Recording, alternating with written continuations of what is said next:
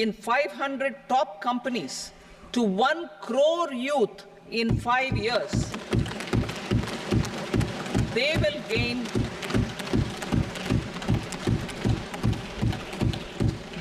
gain exposure for 12 months to real-life business environment, varied professions, and employment opportunities.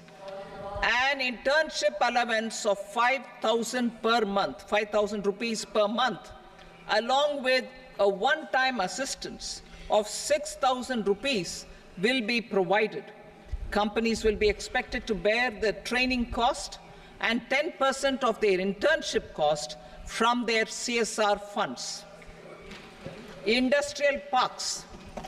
Our government will facilitate development of investment-ready, plug-and-play industrial parks with complete infrastructure in or near 100 cities in partnership with the states and private sector by better using town planning schemes. 12 industrial parks under the National Industrial Corridor Development Program also will be sanctioned.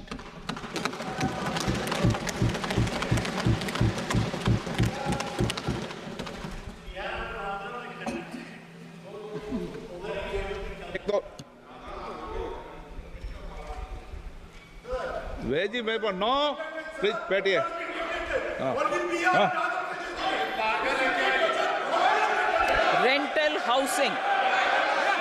Rental housing with dormitory type accommodation for industrial workers will be, just 1 minute. Rental housing, I repeat, rental housing with dormitory type accommodation for industrial workers will be facilitated in PPP mode with VGF support and commitment from anchor industries. Shipping industry, ownership, leasing, and flagging reforms will be implemented to improve the share of Indian shipping industry and generate more employment. Critical mineral mission. We will set up a critical mineral mission for domestic production, recycling of critical minerals, and overseas acquisition of critical mineral assets. Its mandate will include technology development, skilled workforce, extended producer responsibility framework, and a suitable financing mechanism. Offshore mining of minerals. Our government will launch the auction of the first tranche of offshore blocks for mining, building on the exploration already carried out. Digital public infrastructure applications. Turning to the services sector, I propose development of DPI applications at population scale for productivity gains, business opportunities, and innovation by the private sector. These are planned in the areas of credit, e-commerce, education, health, law and justice, logistics, MSME service delivery, and urban governance. Integrated technology platform for IBC ecosystem. An integrated technology platform will be set up for improving the outcomes under the Insolvency Bankruptcy Code for achieving consistency, transparency, timely processing, and better oversight for all stakeholders. Voluntary closure of LLPs. The services of the Center for Processing Accelerated Corporate Exit, CPACE, will be extended for voluntary closure of LLPs to reduce the closure times. National Company Law Tribunals. The IBC has resolved more than 1,000 companies, resulting in direct recovery of 3.3 lakh crore to creditors. 3.3 lakh crore rupees to creditors. In addition, 28,000 cases involving over 10 lakh crore rupees have been disposed of even prior to admission. Appropriate changes to the IBC, reforms and strengthening of the tribunal and appellate tribunals will be initiated to speed up insolvency resolution. Additional tribunals will be established. Out of those, some will be notified to decide cases exclusively under the Companies Act. Debt recovery. Steps for reforming and strengthening debt recovery tribunals will be taken. Additional tribunals will be established to speed up recovery. Priority 5, urban development. Cities as growth hubs. Working with states, our government will facilitate development of cities as growth hubs. This will be achieved through economic and transit planning and orderly development of peri-urban areas utilizing town planning schemes. Creative redevelopment of cities. For creative brownfield redevelopment of existing cities with a transformative impact, our government will formulate a framework for enabling policies, market-based mechanisms, and regulation. Transit-oriented development. Transit-oriented development plans for 14 large cities with a population above 30 lakh will be formulated, along with an implementation and financing strategy. Urban housing.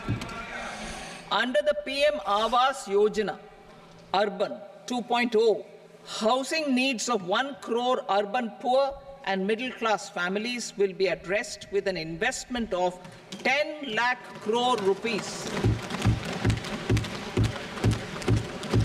This will include the central assistance of 2.2 lakh crore rupees in the next 5 years. A provision of interest subsidy to facilitate loans at affordable rates is also envisaged. In addition, enabling policies and regulations for efficient and transparent rental housing markets with enhanced availability will also be put in place. Water supply and sanitation. In partnership with state governments and multilateral development banks, we will promote water supply, sewage treatments, and solid waste management projects and services for 100 large cities through bankable projects. These projects will also envisage use of treated water for irrigation and filling up of tanks in nearby areas. Street markets. Building on the success of PM Swanidhi scheme in transforming the lives of street vendors, our government envisions a scheme to support each year, over the next 5 years, the development of 100 weekly hearts or street food hubs in select cities. Stamp duty. We will encourage states which continue to charge high stamp duty to moderate the rates for all and also consider further lowering duties for properties purchased by women. This reform will be made an essential component of urban development schemes. Priority 6, energy security, energy transition. In the interim budget, I had announced our strategy to sustain high and more resource-efficient economic growth, along with the energy security in terms of availability, accessibility, and affordability. We will bring out a policy document on appropriate energy transition pathways that balances the imperatives of employment, growth, and environmental sustainability. PM Surya Ghar Muft Bijli Yojana. PM Surya Ghar Muft Bijli Yojana. In line with the announcement in the interim budget,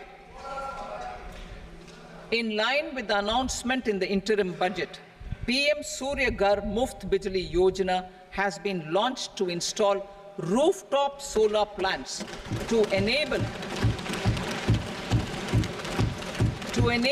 1 crore households obtain free electricity up to 300 units every month. The scheme has generated remarkable response with more than 1.28 crore registrations and 14 lakh applications, and we will further encourage it. Pumped storage policy. A policy for promoting pumped storage projects will be brought out for electricity storage and facilitating smooth integration of the growing share of renewable energy with its variable and intermittent nature in the overall energy mix. Research and development of small and modular nuclear reactors. Nuclear energy is expected to form a very significant part of the energy mix for Viksit Bharat. Towards that pursuit, our government will partner with the private sector for 1. Setting up Bharat Small Reactors, 2. Research and development of Bharat Small Modular Reactor, and 3. Research and development of newer technologies for nuclear energy. The R&D funding announced in the interim budget will be made available for this sector also. Advanced ultra supercritical thermal power plants. The development of indigenous technology for advanced ultra supercritical thermal power plants with much higher efficiency has been completed. A joint venture between NTPC and BHEL will set up a full-scale 800 megawatt commercial plant using AUSC technology. The government will provide the required fiscal support. Moving forward, development of indigenous capacity for the production of high-grade steel and other advanced metallurgy materials for these plants will result in strong spin-off benefits for the economy. Roadmap for hard-to-abate industries. A roadmap for moving the hard-to-abate industries from energy efficiency targets to emission targets will be formulated. Appropriate regulations for transition of these industries from the current perform, achieve, and trade mode to Indian carbon market mode will be put in place. Support to traditional micro and small industries.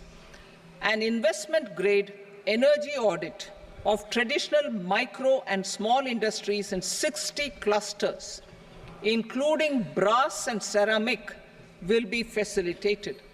Financial support will be provided for shifting them to cleaner forms of energy and implementation of energy efficiency measures. The scheme will be replicated in another 100 clusters in the next phase. Priority 7, infrastructure investment by central government. Significant investment the central government has made over the years in building and improving infrastructure has had a strong multiplier effect on the economy. We will endeavor to maintain strong fiscal support for infrastructure over the next 5 years in conjunction with imperatives of other priorities and fiscal consolidation. This year, I have provided 11,11,111 crore rupees for capital expenditure. This would be 3.4% of our GDP. Infrastructure investment by state governments. We will encourage states to provide support of similar scale for infrastructure, subject to their development priorities. A provision of 1.5 lakh crore rupees for long-term interest-free loans have been made this year, also to support the states in their resource allocation. Private investment in infrastructure. Investment in infrastructure by private sector will be promoted through viability gap funding and enabling policies and regulations. a market-based financing framework will be brought out. Pradhan Mantri Gram Sadak Yojana, Phase 4 of the PMGSY will be launched to provide all-weather connectivity to 25,000 rural habitations, which have become eligible in view of their population increase. Irrigation and flood mitigation. Bihar has frequently suffered from floods, many of them originating outside the country. Plans to build flood control structures in Nepal are yet to progress.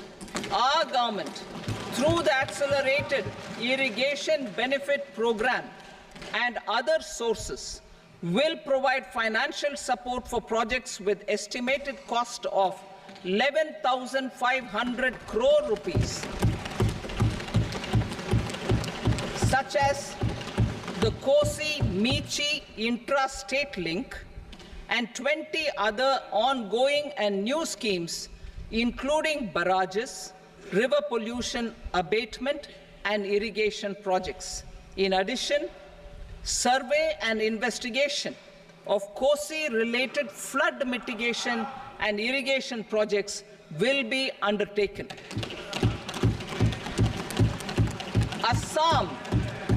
Assam grapples with floods every year by the Brahmaputra River and its tributaries originating outside India. We will provide assistance to Assam for flood management and related projects.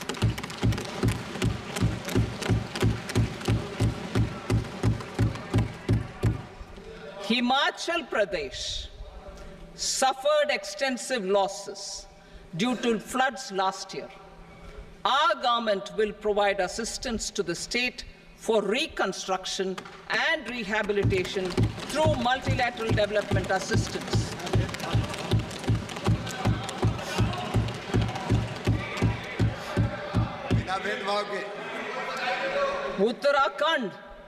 Uttarakhand too suffered losses due to cloudbursts and massive landslides. We will provide assistance to the state. Recently, Sikkim witnessed devastating flash floods and landslides that wreaked havoc across the state. Our government will provide assistance to the state. Tourism. Tourism has always been a part of our civilization. Our efforts in positioning India as a global tourist destination will also create jobs, stimulate investments, and unlock economic opportunities for other sectors. In addition to the measures outlined in the interim budget, I propose the following measures. Vishnupad Temple at Gaya and Mahabodhi Temple at Bodh Gaya in Bihar are of immense spiritual significance.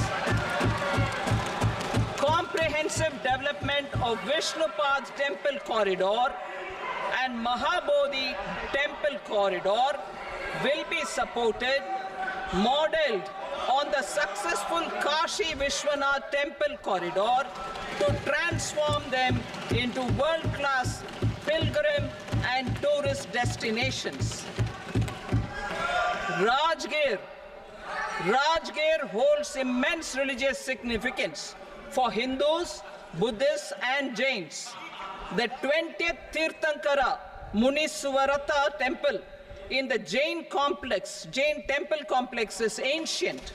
The Saptarishi, or the 7 hot springs, form a warm water Brahmkund that is sacred. A comprehensive development initiative for Rajgir will be undertaken. Our government will support the development of Nalanda as a tourist center, besides reviving Nalanda University to its glorious stature. Odisha's scenic beauty. Odisha's scenic beauty, temples, monuments, craftsmanship, wildlife sanctuaries, natural landscapes, and pristine beaches make it an ultimate tourism destination. Our government will provide assistance for their development to Odisha as well. Priority 8, innovation, research and development. We will operationalize the Anusandhan National Research Fund for basic research and prototype development. Further, we will set up a mechanism for spurring private sector-driven research and innovation at commercial scale with a financing pool of 1 lakh crore rupees in line with the announcement in the interim budget. Space economy. With our continued emphasis on expanding the space economy by 5 times in the next 10 years, a venture capital fund of 1,000 crore rupees will be set up. Priority 9, next generation reforms. Economic policy framework. We will formulate an economic policy framework to delineate the overarching approach to economic development and set the scope of the next generation of reforms for facilitating employment opportunities and sustaining high growth. Our government will initiate and incentivize reforms for 1. Improving productivity of factors of production, and 2. Facilitating markets and sectors to become more efficient. These reforms will cover all factors of production, namely land, labor, capital, and entrepreneurship, and technology as an enabler of improving total factor productivity and bridging inequality. Effective implementation of several of these reforms requires collaboration between the center and the states and building consensus as development of the country lies in development of the states. For promoting competitive federalism and incentivizing states for faster implementation of reforms, I propose to earmark a significant part of the 50-year interest-free loan. Working with the states, we will initiate the following reforms.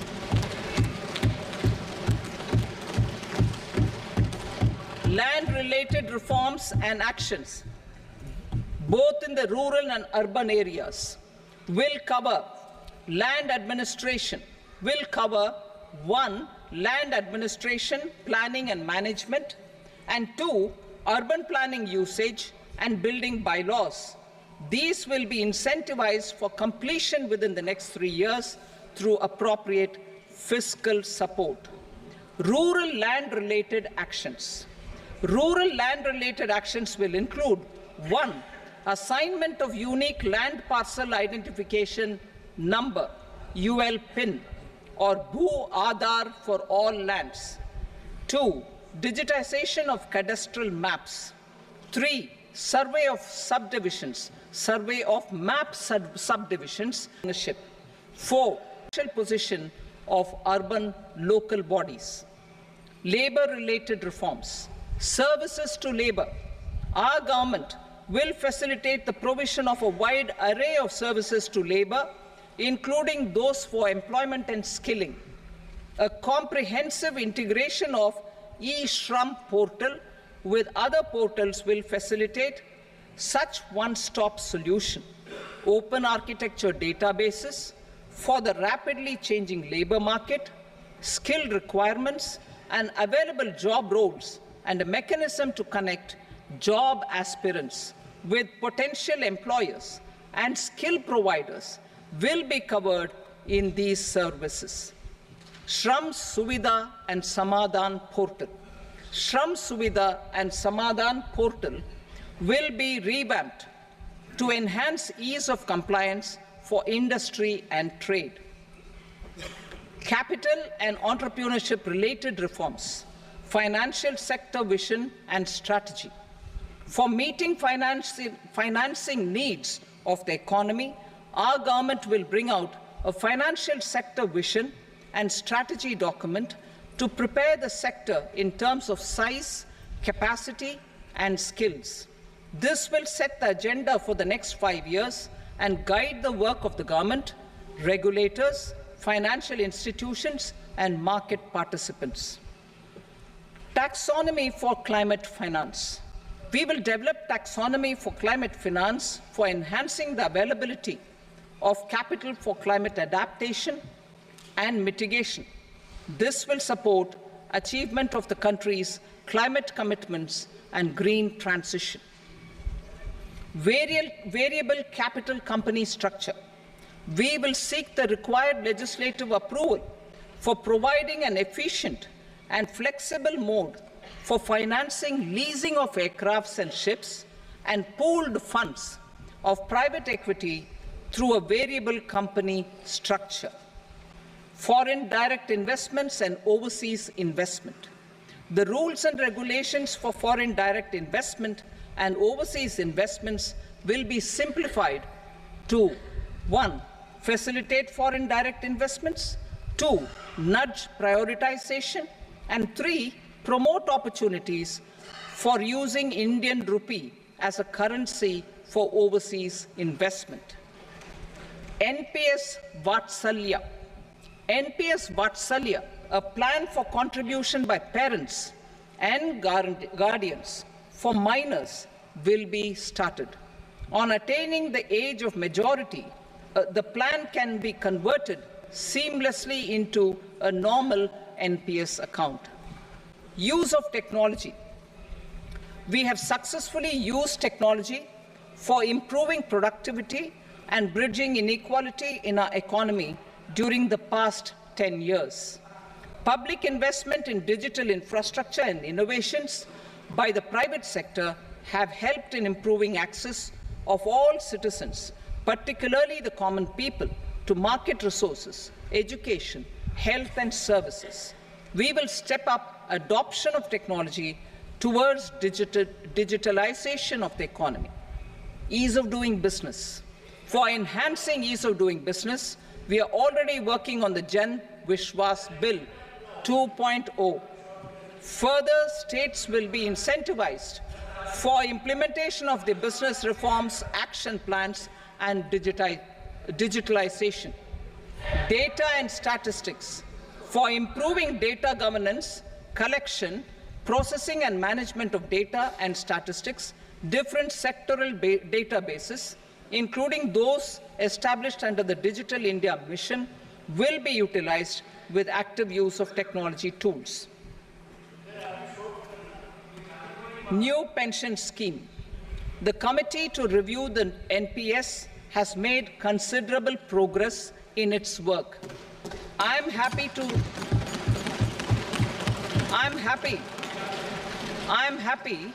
that the staff side of the National Council of the Joint Consultative Machinery for Central Government Employees has taken a constructive approach. A solution will be evolved which addresses the relevant issues while maintaining fiscal prudence to protect the common citizens. Budget estimates for 24-25.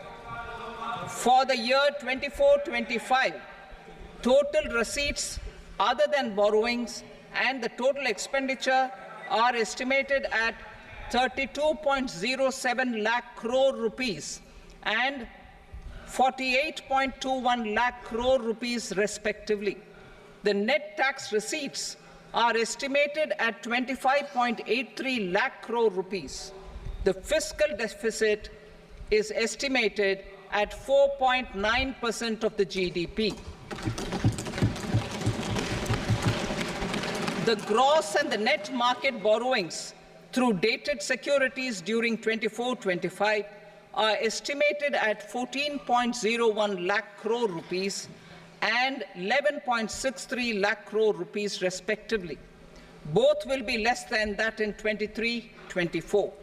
The fiscal consolidation path announced by me in 2021 has served our economy very well, and we aim to reach the deficit below 4.5% next year. The government is committed to staying the course From 2026-27 onwards, our endeavour will be to keep the fiscal deficit each year such that the central government's debt will be on a declining path as percentage of GDP. I will now move to Part B.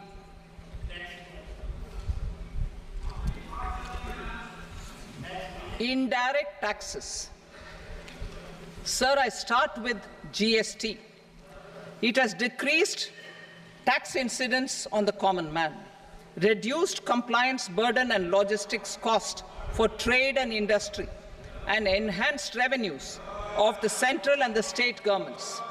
It is a success of vast proportions.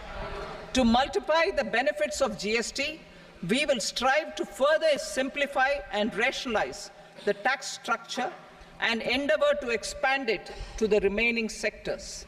My proposals for customs duties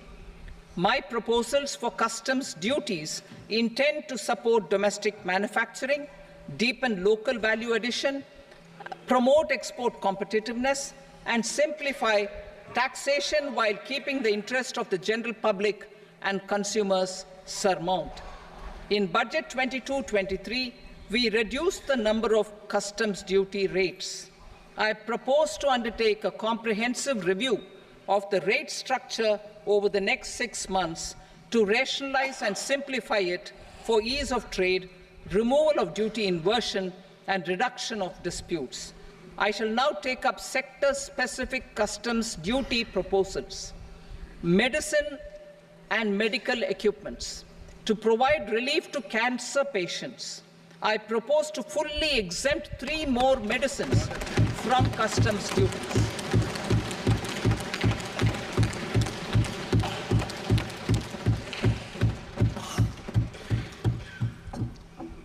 I also propose changes in the BCD on X-ray tubes and flat panel detectors for use in medical X-ray machines under the phased manufacturing program so as to synchronize them with the domestic capacity addition. Mobile phone and related parts. With a 3-fold increase in domestic production and almost a 100-fold jump in exports of mobile phones over the last 6 years, the Indian mobile industry has matured.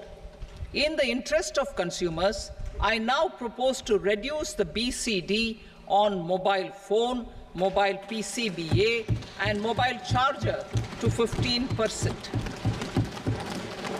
Critical minerals.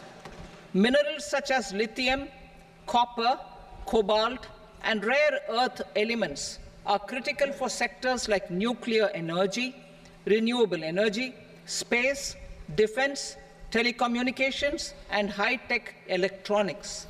I propose to fully exempt customs duties on 25 critical minerals and reduce BCD on 2 of them. This will provide a major fillip to the processing and refining of such minerals and help secure their availability for these strategic and important sectors. Solar energy. Energy transition is critical in the fight against climate change. To support energy transition, I propose to expand the list of exempted capital goods for use in the manufacture of solar cells and panels in the country. Further, in view of sufficient domestic manufacturing capacity of solar gas, glass, and tinned copper interconnect, I propose not to extend the exemption of custom duties provided to them. Marine products. India's seafood exports in the last financial year touched an all-time high of more than 60,000 crores of rupees. Frozen shrimp accounted for about 2/3 of these exports. To enhance their competitiveness, I propose to reduce BCD on certain broodstock, polychaete worms, shrimp, and fish feed to 5%. I also propose to exempt customs duty on various inputs for manufacture of shrimp and fish feed. leather and textile. Similarly, to enhance the competitiveness of exports in the leather and textile sectors, I propose to reduce BCD on real down-filling material from duck or goose. I am also making additions to the list of exempted goods for manufacture of leather and textile garments, footwear, and other leather articles for export. To rectify inversion in duty, I propose to reduce BCD subject to conditions on methylene diphenyl diisocyanate (MDI) for manufacture of spandex yarn from 7.5 to 5%. Furthermore, the export duty structure on raw hides, skin, and leather is proposed to be simplified and rationalized. Precious metals. To enhance domestic value addition in gold and precious metal jewelry in the country, I propose to reduce customs duties on gold and silver to 6% and that of platinum to 6.4%. Other metals. Steel and copper are important raw materials.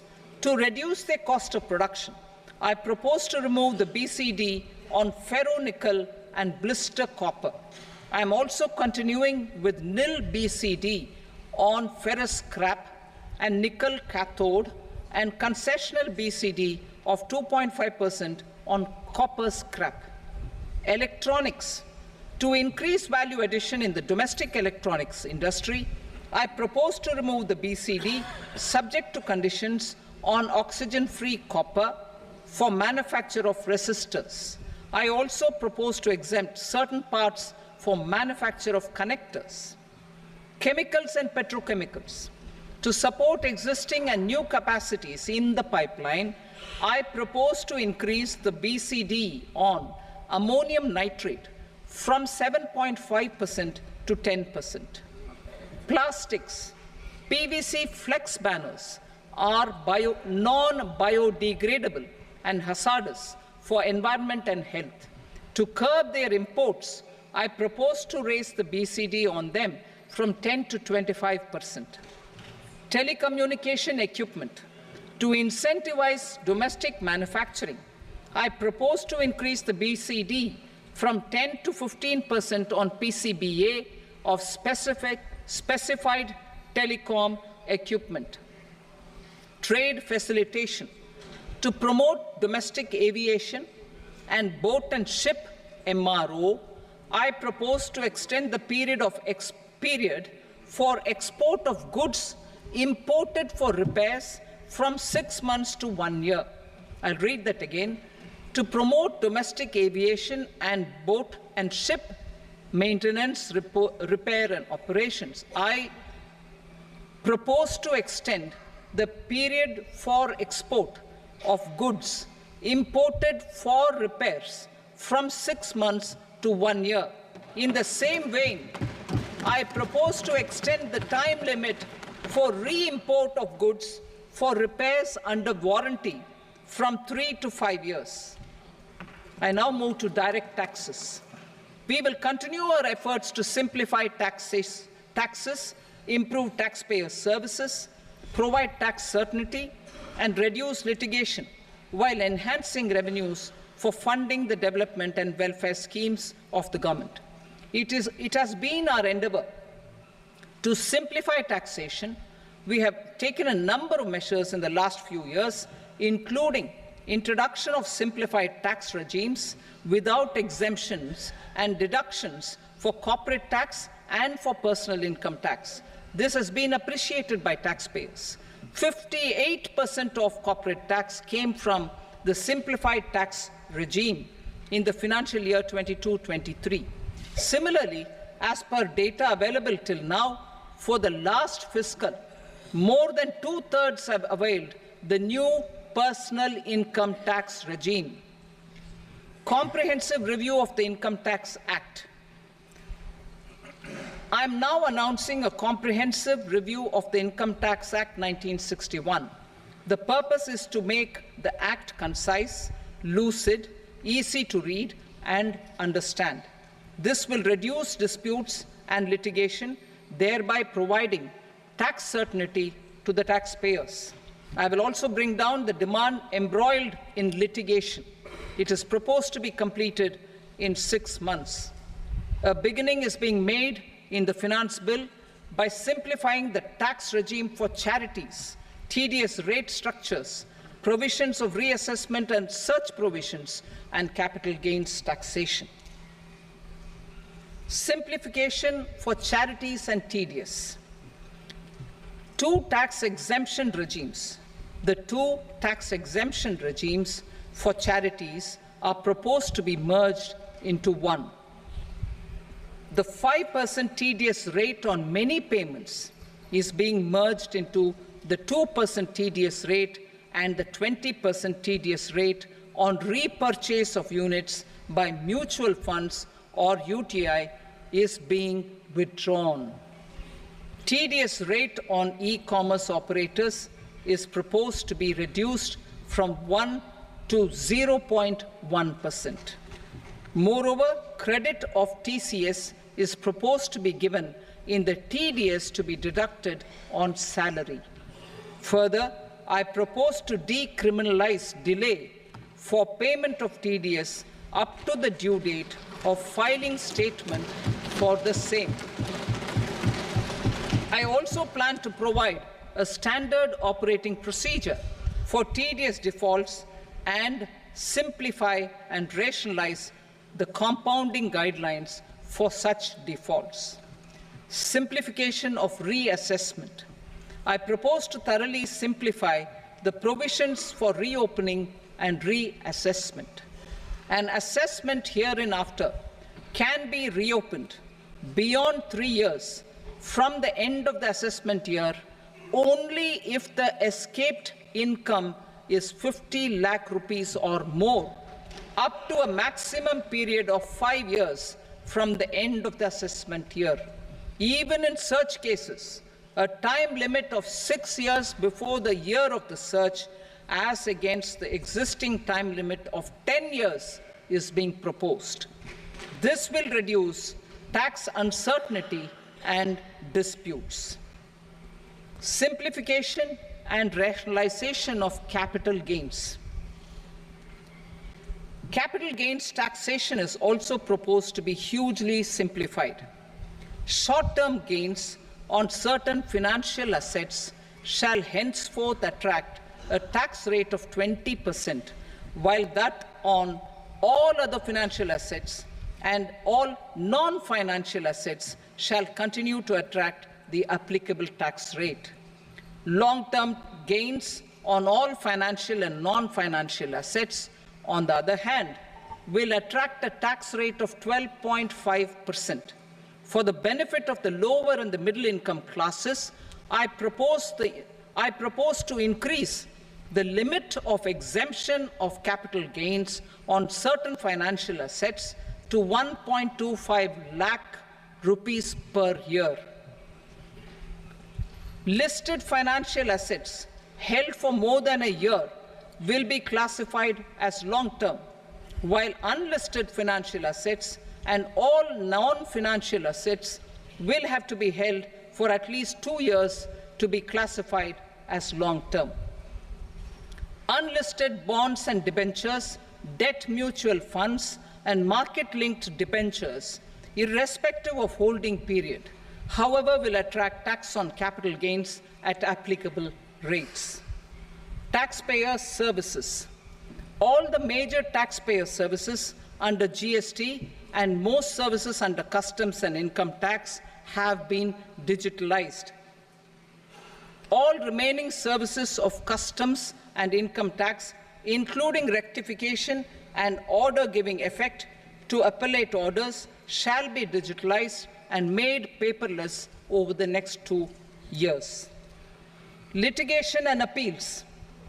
While our concerted efforts to reduce pendency of appeals at various appellate fora are beginning to show good results, it will continue to engage our highest attention. To dispose of the backlog of first appeals, I plan to deploy more officers to hear and decide such appeals, especially those with large tax effect. For resolution of certain income tax disputes pending an appeal, I am also proposing Vivad Se Vishwas Scheme 2024. Further, I propose to increase monetary limits for filing appeals related to direct taxes, excise and service tax in the tax tribunals, high courts and Supreme Court to 60 lakh rupees, 2 crore rupees and 5 crore respectively, with a view to reduce litigation and provide certainty in international taxation. We will expand the scope of safe harbor rules and make them more attractive. We will also streamline the transfer pricing assessment procedure. Employment and investment. I have a few proposals to promote investment and foster employment. First of all, to bolster the Indian startup ecosystem, boost the entrepreneurial spirit, and to support innovation, I propose to abolish the so-called angel tax for all classes of investors. Second, there is tremendous potential for cruise tourism in India. To give a fillip to this employment-generating industry, I am proposing a simpler tax regime for foreign shipping companies operating domestic cruises in the country. Third, India is a world leader in the diamond cutting and polishing industry, which employs a large number of skilled workers.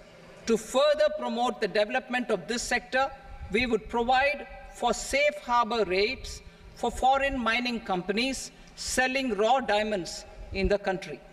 Fourth, to attract foreign capital for our development needs, I propose to reduce the corporate tax rate on foreign companies from 40 to 35%.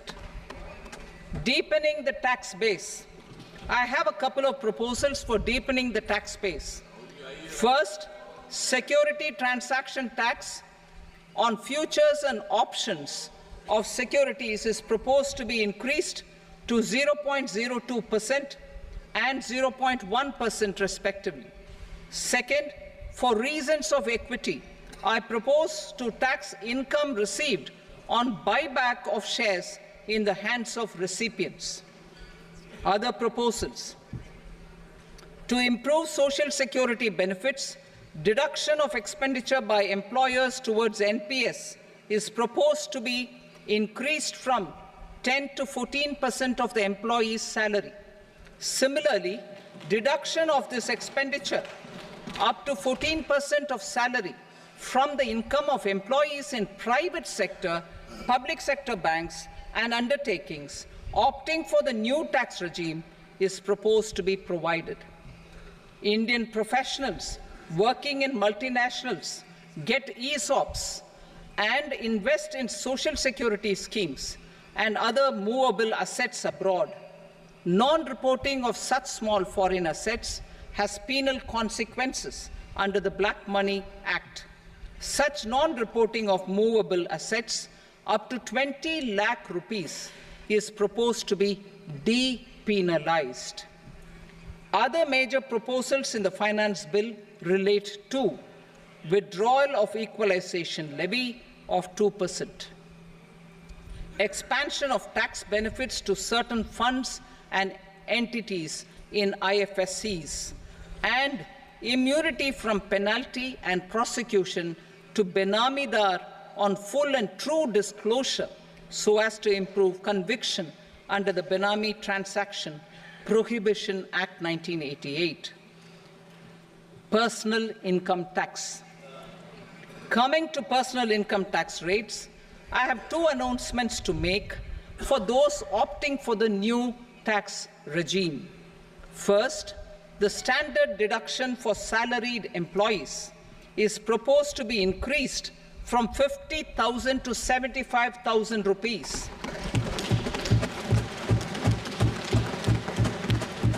Similarly, Deduction on family pension for pensioners is proposed to be enhanced from 15,000 to 25,000 rupees. This will provide relief to about 4 crore salaried individuals and pensioners.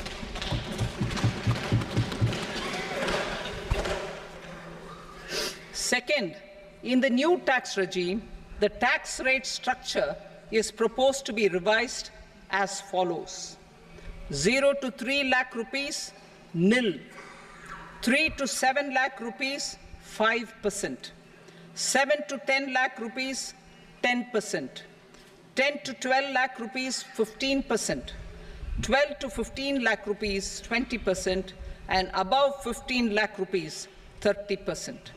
As a result of these changes, a salaried employee in the new tax regime stands to save up to 17,500 rupees in income tax.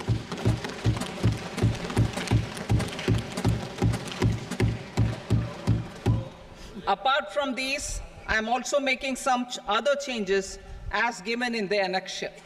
As a result of these proposals, revenue of about 37,000 crore, that is 29,000 crore in direct taxes and 8,000 crore in indirect taxes, will be foregone, while revenue of about 30,000 crore rupees will be additionally mobilized.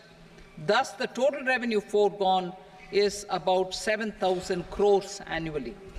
Mr. Speaker, sir, with this, I commend the budget to this august House. Jai Hind.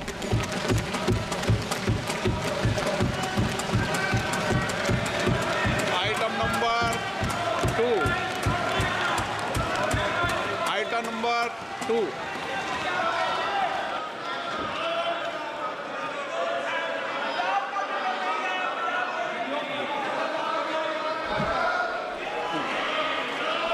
Sir, with your permission, I rise to lay on the table the following statements under Section 3 of the Fiscal Responsibility and Budget Management, FRBM Act 2003, Medium-Term Fiscal Policy cum Fiscal Policy Strategy Statement, and Macroeconomic Framework Statement. Item number 3. Sir, with your permission, I rise to move for leave to introduce the Finance Number 2 Bill 2024. प्रश्न ये कि विधेयक को पुनर्स्थापित करने की अनुमति प्रदान की जाए।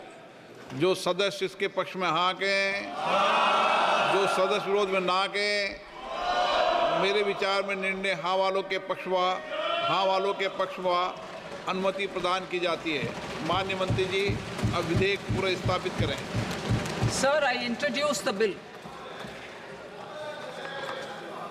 Item number 4. The Union Territory of Jammu and Kashmir budget.